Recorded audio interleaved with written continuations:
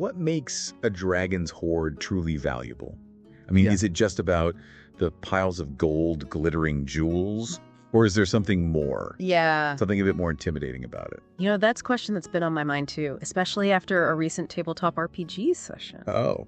So picture this. A party of seasoned adventurers, they're all hyped up, like on the tales of a dragon's legendary riches, right? Right. They manage to sneak into this, like, supposedly impenetrable lair, feeling pretty confident, but they quickly realize they're totally outmatched. Oh. And not by the dragon's brute strength, but by its sheer cunning. Oh, I love where this is going. Right.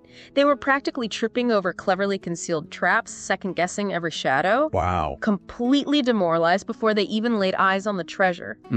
It made me realize that the true value of a dragon's hoard, it goes way beyond just the material worth.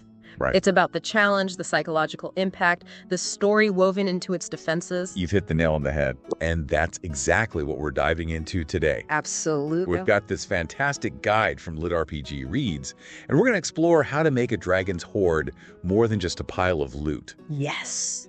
It's about turning it into a thrilling, multi-layered challenge. Whether you're a dungeon master or just someone who loves crafting intricate fantasy worlds. Absolutely. It all starts with the lair itself.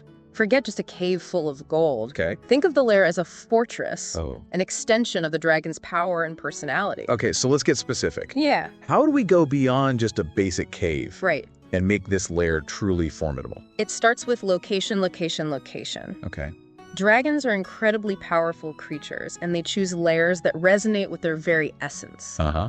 Take a red dragon, for example. Okay. Instead of just any old cave, imagine it nesting in the heart of a volcano. We're talking rivers of molten lava, Wow. flowing through chambers, smoke and ash obscuring vision, the air thick with the smell of sulfur. That's not just atmosphere, it's a tactical nightmare for anyone trying to get through.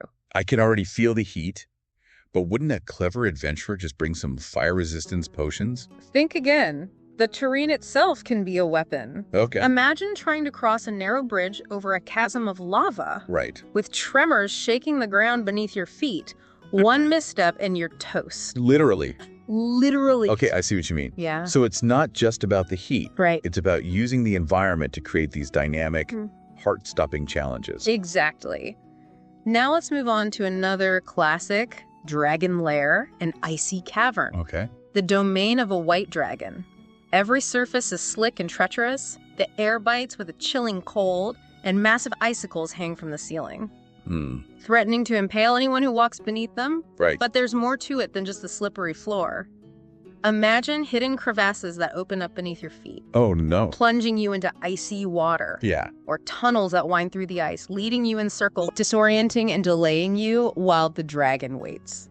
That's incredible. It's like the environment itself is working against you every step, fraught with peril. Right. But let's face it, we all know dragons are clever creatures. Yes. They don't just rely on natural defenses, do they?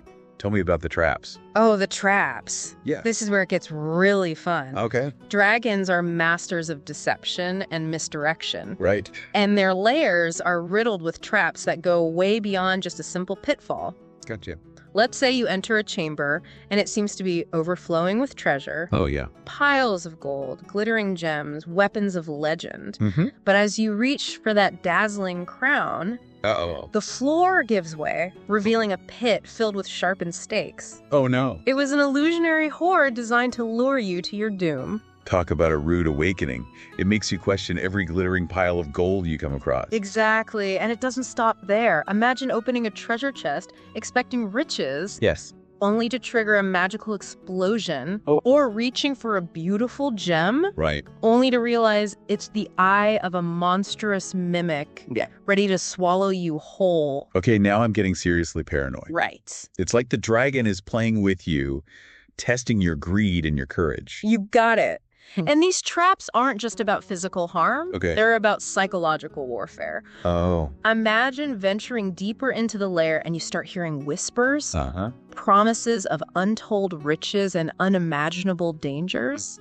The walls seem to shift and breathe, Whoa. and you start seeing fleeting shadows that disappear as quickly as they appear. This is giving me chills. I can imagine the doubt creeping in, the fear growing with every step. Right. But are we talking about real magic or just the dragon messing with their head? Oh, the magic is very real.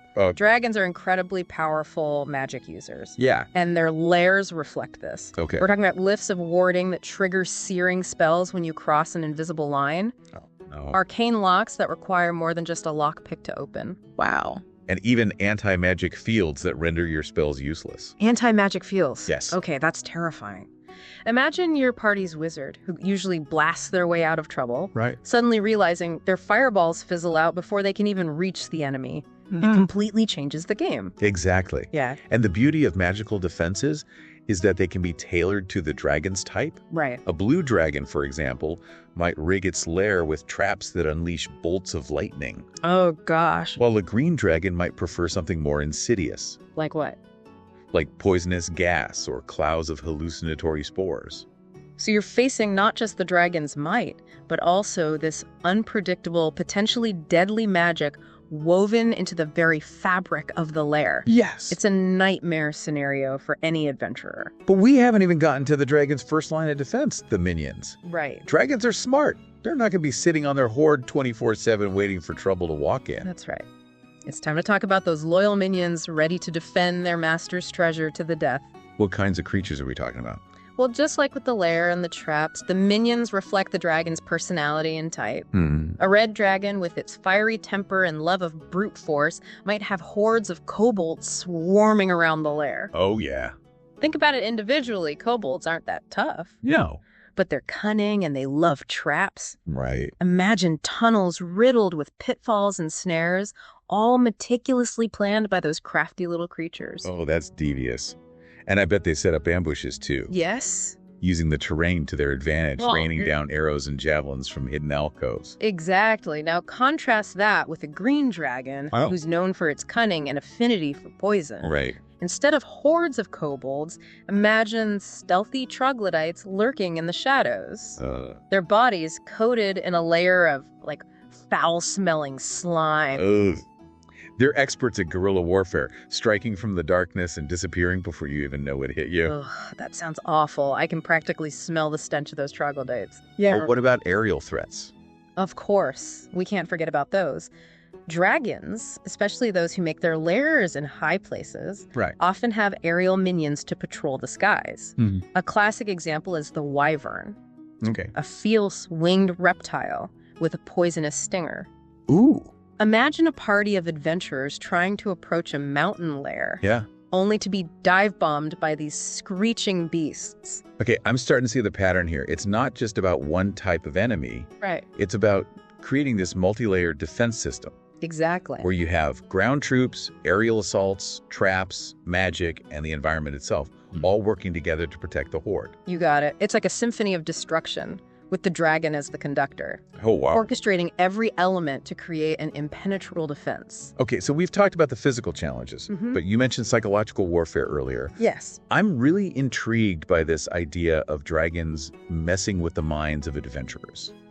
Right. Tell me more about that. This is one of my favorite aspects of designing a dragon's hoard. Oh, really? It's about going beyond just physical threats and tapping into the primal fears of those who dare to enter the lair. Okay. Remember, dragons are ancient creatures shrouded in legend and myth. Right. Just the idea of facing a dragon can be enough to fill even the bravest hearts with dread. Oh, absolutely. Yeah, It's like facing a force of nature. Yeah. Something primal and untamed. exactly. And smart dragons, they know how to use that fear to their advantage. Okay. Imagine your party entering a large chamber, Right. and on the far wall is a massive mural depicting this dragon, laying waste to an entire army. Yeah. Beneath the mural, scattered across the floor, are the bones of countless warriors, Oh, wow. a silent testament to the dragon's power. Whoa, that's a powerful image. Yeah. It's not even an active threat, but it immediately sets the mood, reminding those adventurers Right. that countless others have come before them and failed. Exactly. Now imagine that as the party explores further, they start hearing low growls, echoing through the tunnels, seeming to come from everywhere and nowhere at once. Yeah. They catch glimpses of movement in the shadows, but when they turn to face it, there's nothing there. The dragon isn't even present, but it's playing with their minds, Right. making them question their every step. It's brilliant, really. The dragon isn't even there. Yeah. But it's still the most dangerous thing in the room.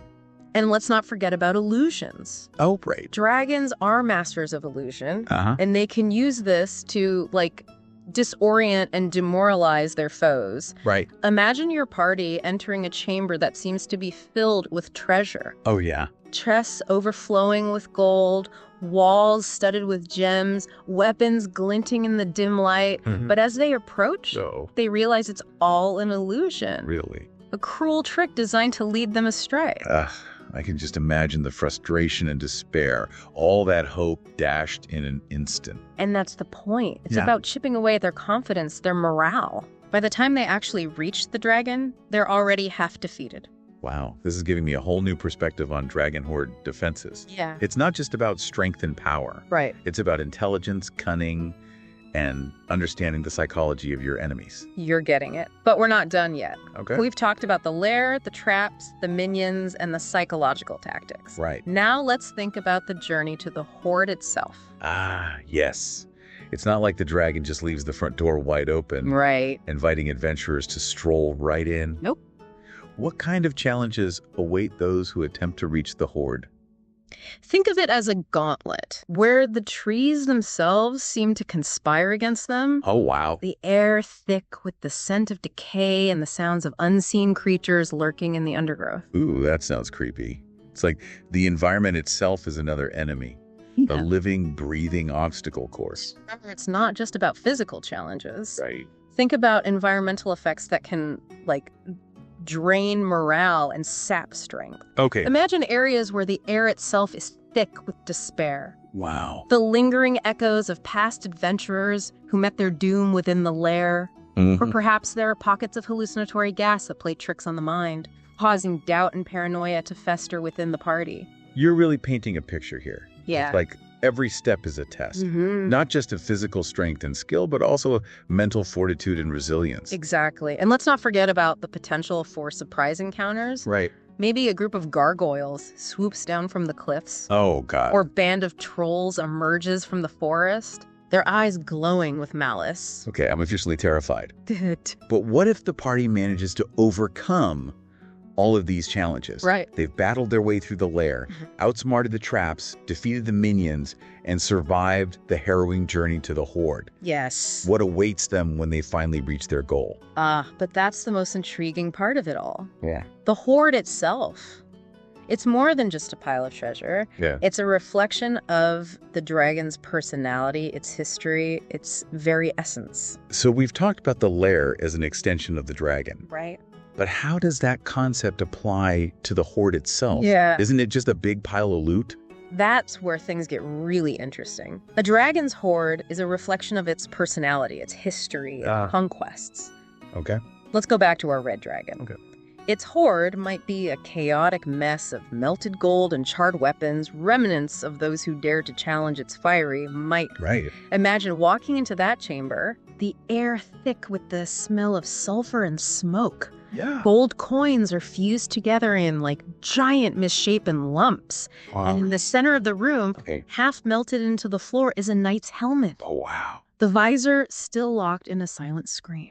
That's an incredibly vivid image. Yeah. It's not just treasure. It's a testament to the dragon's destructive power. Exactly. Now contrast that with a green dragon's hoard. Oh, okay. Instead of a fiery inferno, imagine a treasure trove nestled within a grove of strange luminous plants. Gems sparkle like dewdrops on poisonous vines, and gold coins are scattered amongst the roots of ancient trees. Oh. But beware, Oh. for even the most beautiful treasures Yeah. might be coated in a deadly toxin or guarded by venomous serpents. It's like the dragon's hoard is a microcosm of its lair. Yes. A carefully curated collection that reflects its nature. Right. But I'm curious. Yeah. What about the individual items within the hoard? Right. Do they have any significance beyond just their monetary value? Absolutely. Each item in a dragon's hoard tells a story. Okay. Some might be trophies of past victories, like the shattered shield of a legendary hero. Right. Or a crown stolen from a long-forgotten kingdom. Others might be gifts from supplicants, hoping to appease the dragon's wrath. Right. And some items Yeah. might even be cursed or sentient, adding another layer of danger and intrigue to the hoard. Cursed items. Now that's an interesting twist. I can see players getting excited about discovering a powerful artifact, only to realize it comes with a hefty price. Right. Yeah. Imagine a sword that grants its wielder incredible strength but slowly corrupts their soul. Or a ring that bestows invisibility but whispers secrets of madness to its wearer. These cursed items add a layer of moral complexity to the game. Right. Forcing players to make difficult choices and consider the consequences of their actions. It's like the Horde itself is a test. Yes. Not just of strength and skill, but of character and morality. Exactly. But this brings up an interesting point. We've talked a lot about the dangers of a dragon's hoard. Right. But what about the rewards? Yeah. What's in it for the adventurers who risk their lives to claim these treasures? Well, the obvious answer is wealth and power. Okay. Dragons collect the finest treasures, gold, gems, magical artifacts. Right. But for clever players, the rewards can go beyond material wealth. Like what? Imagine discovering a hidden inscription in Draconic that reveals a weakness of the dragon. Okay.